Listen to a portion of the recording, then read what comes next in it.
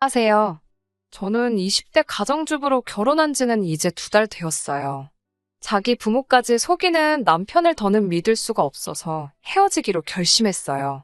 인천 시내에서 닭강정 집을 하시는 친정 부모님은 한 곳에서 오래 장사하신 덕에 단골 손님도 많고 평판도 좋습니다. 고등학교를 졸업한 후에는 부모님 밑에서 본격적으로 장사를 배우기 시작했어요. 당연히 부모님은 제가 일을 배우는 것보다 대학을 가길 원하셨지만 그때만 해도 공부도 잘 못하고 대학의 뜻도 없어 부모님 가게에 남았습니다. 저는 저희 부모님의 닭강정에 굉장한 자부심이 있었기 때문에 일을 배우는 게 너무 즐겁고 보람찼어요. 그리고 제 나이 24살이 되었을 때 부모님께서 제 앞으로 서울에 가게를 하나 내주셨습니다. 처음으로 내는 2호점이니 잘해보라고 하시면서요. 다행히 부모님 덕분에 가게는 비교적 쉽게 자리 잡더라고요. 동네 사람들도 젊은 여자 혼자서 닭강정을 판다고 하니 신기해하기도 하고 대단해하는 것 같았네요. 그리고 남편은 그런 동네 사람들 중 한 사람이었어요. 주로 남편은 금요일 저녁에 혼술 안주로 즐긴다며 왔었어요. 동네에 워낙 젊은 부부가 많아서 당연히 유부남이지 않겠나 생각했는데 몇 마디 나눠보니 혼자더라고요. 그렇게 말 한두 마디 나누던 게 하루는 커피 한 잔이 되고 하루는 맥주 한 잔이 되더니 어느샌가 남자친구, 여자친구로 발전했습니다. 남편은 소위 서울에 있는 4년제 대학을 졸업한 뒤 중견기업에 다니고 있다고 했어요. 원래 고향이 지방이라서 서울에서 대학 시절부터 자취를 했다고 하더라고요. 그런 이야기를 들으니 남일 같지 않더라고요. 저도 처음에는 인천에서 서울에 있는 가게까지 왔다 갔다 했지만 장사가 잘 된 이후엔 가게 근처에 전세를 구했거든요. 아무래도 둘이 가까이 살고 하다 보니 의지도 많이 하게 되었어요. 그러다 1년쯤 지나고 남편이 저에게 결혼하자고 하더라고요. 당시 남편은 32, 저는 28이었어요. 친정 부모님은 제가 벌써 시집 간다고 한다며 아쉬워하셨지만 또 스스로 제 짝을 찾았으니 얼마나 기특하냐며 결국엔 승낙해 주셨어요. 저희 친정 부모님은 이미 노후 준비도 다 되어 있으시고 모아둔 재산도 좀 있으셨기 때문에 남편의 집안이나 형편은 크게 염두에 두지 않으셨던 것 같아요. 결혼 이야기가 나오면서 현실적인 이야기를 안 할 수가 없더라고요.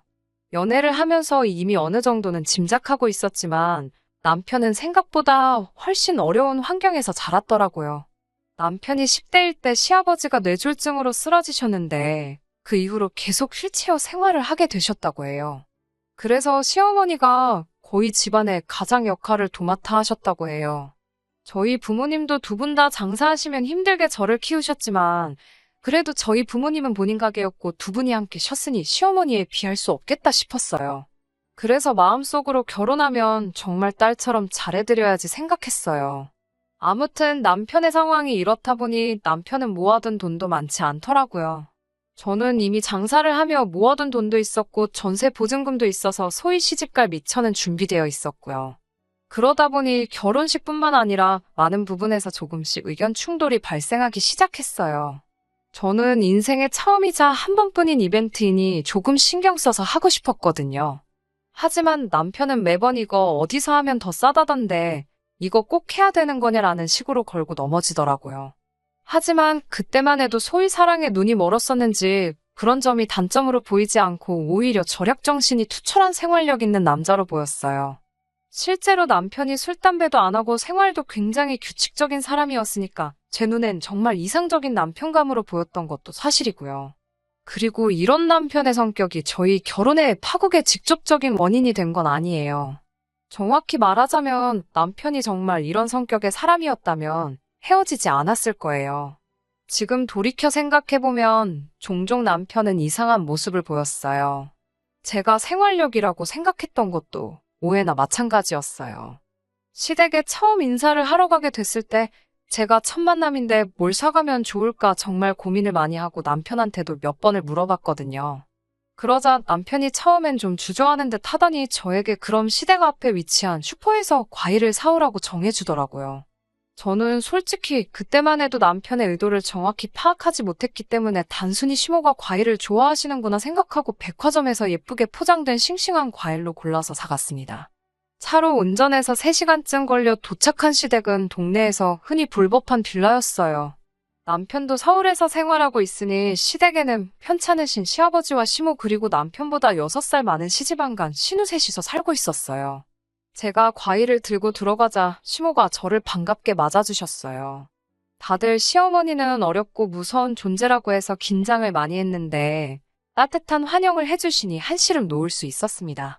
신우는 선약이 있다고 이미 집을 비운 상태라 만나지 못했고 편찮으신 시아버지와 시모 그리고 남편과 저 넷이서 이런저런 이야기를 나눴어요. 시모께서 미처 시간이 없어 요리는 못했다고 하셔서 중화요리를 시켜 먹었고요. 분위기 자체도 나쁘지 않았기에 기분 좋게 집에 돌아왔지요. 그런데 이튿날 오후 회사에서 일을 하고 있는데 남편으로부터 전화가 왔어요. 그러더니 어제 사온 과일 혹시 어디서 산 거냐며 현찰로 산 거 맞냐고 묻더라고요. 그래서 제가 그거 회사 근처 백화점에서 카드로 샀는데 왜 그러냐고 하니까 남편이 엄청나게 당황한 목소리로 알겠다며 전화를 끊더라고요. 처음엔 참 이상한 질문이네라고 가볍게 생각했는데 곰곰이 생각할수록 진짜 이상한 질문이더라고요. 그래서 퇴근길에 다시 남편에게 전화를 걸었어요.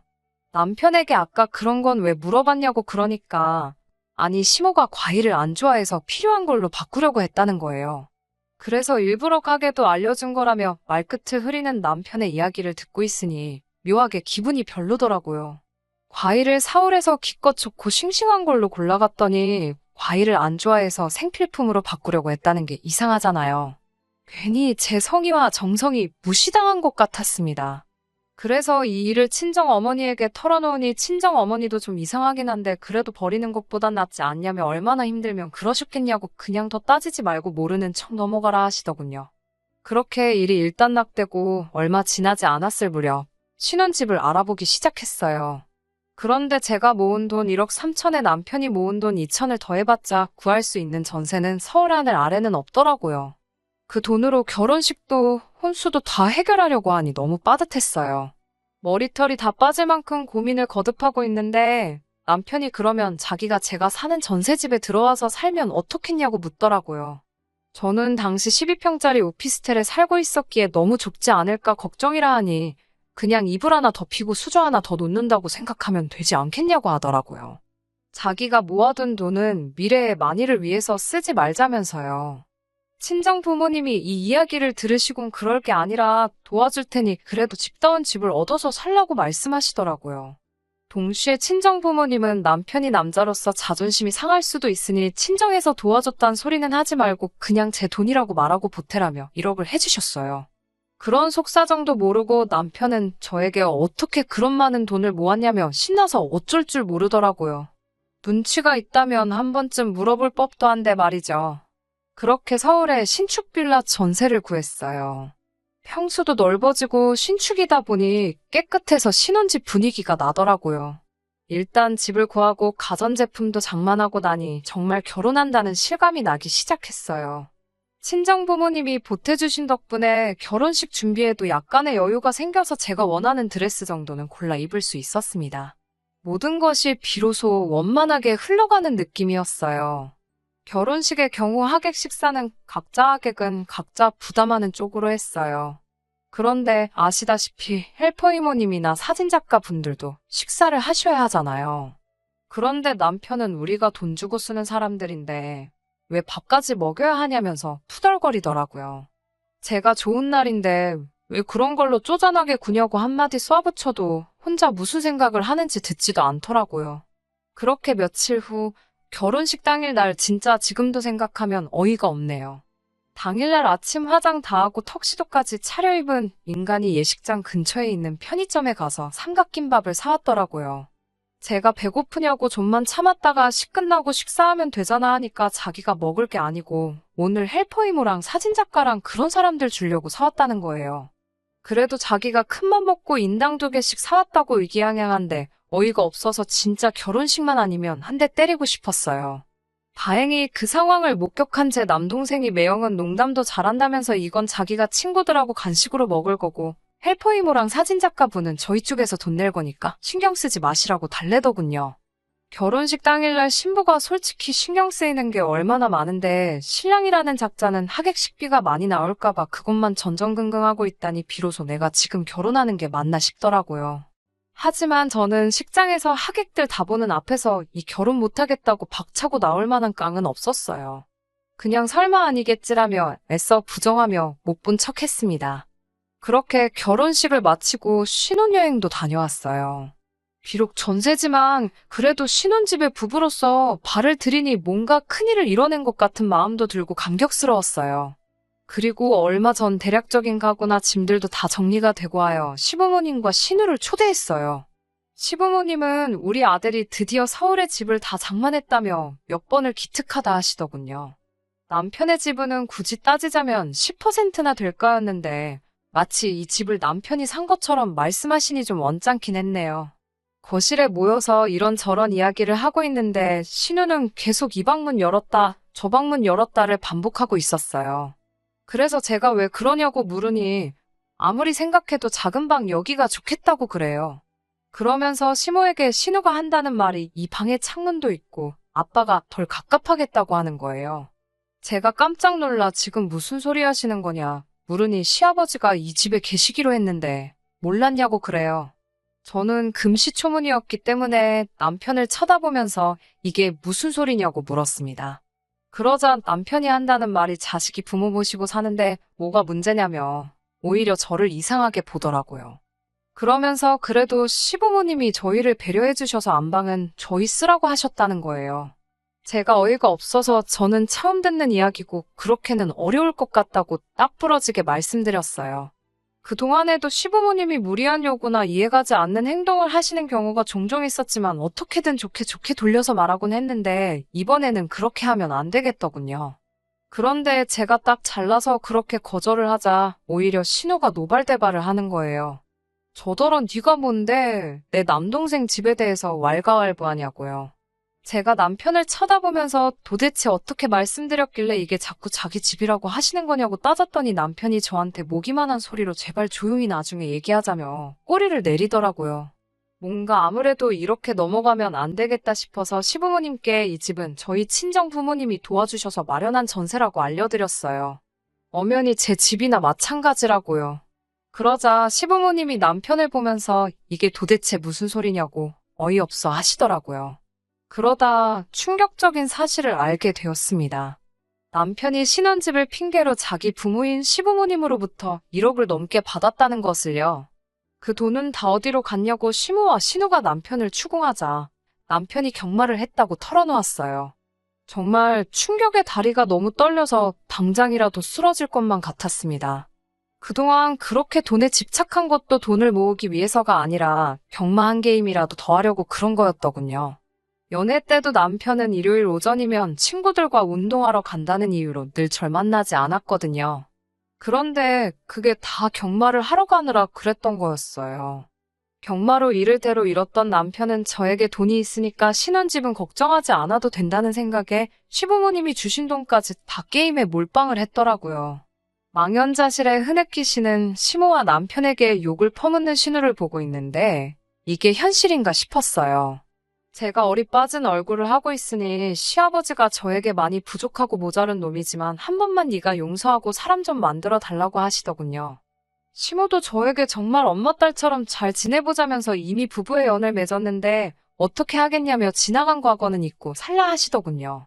그런데 시부모님이 오히려 이렇게 저에게 말씀하시니 정신이 번쩍 들었습니다. 우리 부모님이 저를 어떻게 키우셨는데 이런 똥통 구렁텅이에 빠질 수는 없었어요. 저는 두 분을 냉정하리만큼 밀어내고는 다들 제 집에서 나가달라고 했어요. 신우는 저더러 본색을 드러내는 거냐며 누구보다 가족끼리 똘똘 뭉쳐야 되는 순간에 너 이럴 수 있냐고 너무하다며 엉엉 울더라고요.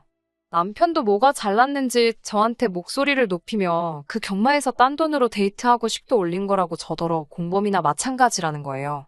제 입장에서는 오히려 저렇게 적반하장으로 나와주니 마음 정리가 얼마나 쉽던지요. 저는 남동생에게 전화를 걸어 얼른 집으로 와달라고 했어요. 제 목소리에서 다급함을 느꼈는지 남동생이 친정 아버지까지 대동해서 1시간도 안 되어 와주었습니다. 저희 친정 아버지나 남동생 둘 다 운동을 해서 체격이 좋거든요. 저희 친정 아버지에게 제가 남편에 대해서 이야기를 하니 남동생이 제 남편을 죽일 듯이 노려보고 그 살기 어린 눈빛 때문인지 염치가 없어서인지 시댁 식구들도 저에게 하던 것과는 달리 아무 말도 못하고 있더라고요. 친정 아버지는 깊은 한숨을 내쉬고서는 일단 다들 나가달라고 하시더군요. 우리 딸집이니까 딸이 원하지 않는데 왜 버티고 계시냐고 나가달라고 정중히 말씀하셨어요. 친정 부모님은 저에게 어떻게 하고 싶냐고 물으셨어요. 부모로서 그런 남자 살라고 하고 싶지 않지만 제 의견을 그래도 존중하시겠다고요. 저는 그런 남자와도 살기 싫고 그런 집안과도 가족이 되고 싶지 않다고 말씀드렸어요. 친정 부모님은 여자가 능력이 있으면 한 번 갔다 오는 건 아무 흠도 되지 않는다며 저를 응원해 주셨습니다. 결국 저는 남편에게 그만 헤어지자고 했어요. 그러자 남편이 그 2천만 원을 들먹이며 개거품을 물더라고요. 그래서 제가 2천만 원 같은 소리 하고 있다고. 마음 같아서는 소송 걸어서 평생 나한테 위자료 뱉어내게 만들어주고 싶은데 어차피 그 돈 너한테 있어봐야 또 경마나 노름 같은 거에서 홀랑 날려먹을 테고 위자료 제때 못 받으면 나만 스트레스 받을 게 뻔하니 눈 감아주는 거라고요. 정 그 2천만 원이 필요하면 돌려줄 테니 어디 한 번 평생 나한테 위자료 줘볼래? 라고 말하니 방금까지 개거품을 물면서 자기 돈 내놓으라고 발광을 하던 남편이 꿀먹은 벙어리 마냥 조용해지더라고요. 아직 혼인신고가 안 되어서 위자료 청구가 가능한지는 확실하지 않았지만 자기가 불리한 걸 알고 있으니 아무것도 물고 늘어지지 못하는 꼬라지가 아주 쌤통이었어요. 혼인신고를 하지 않았기 때문에 호적상 남는 건 아무것도 없겠지요. 부모님은 진하게 인생 공부했다고 생각하라 하셨지만 마음이 복잡한 게 사실입니다. 하루는 제 자신을 탓하기도 하고 또 하루는 그 가족을 탓하게 되고 그렇네요. 당분간은 다시 가게 일에 집중해서 제 힘으로 사무점을 여는 게 목표입니다. 열심히 노력해서 자기 힘으로 성공을 이끌어내는 그런 멋진 사람을 다시 만나는 날까지 저도 멋지게 살아보려고요. 들어주셔서 정말 감사합니다.